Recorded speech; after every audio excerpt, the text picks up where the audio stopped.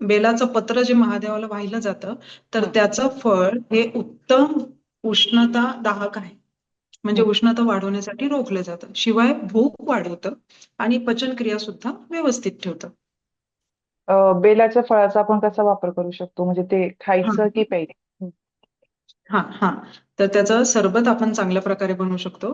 Bell bell नावाचं जे फळ असतं, तर त्यातला जो पल्प असतो तो ताजा काढून ठेवायचा आणि हे सगळे काही प्रिझर्व करून नाही ठेवायचे. म्हणजे आता आपल्याला बेल फळ मिळालं आणि त्याचं ताजं लगेच रस पिऊन टाकायचं. कधी कधी लोक साखरेचा पाक, लिंबाचा रस, त्या सगळ्या गोष्टी स्टोअर करून ठेवतात आणि त्यातलं व्हायटॅमिन उडून जातं. त्यामुळे बेलाच्या सरबतसाठी सांगायचं झालं तर बेल फळ त्यातलं पल्प सगळं काढून घ्यायचा आणि त्याच्यामध्ये पाणी टाकून मिक्सरमध्ये त्याचा पल्प जो आहे तो ग्राइंड करून घ्यायचा व्यवस्थित.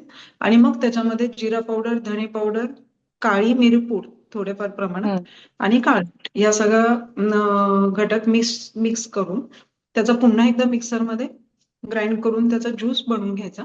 आणि हं. तुम्हाला हवं असल्यास कापडातून तुम्ही गाळू शकता, अदरवाईज तसंच तुम्ही प्राशन करू शकता.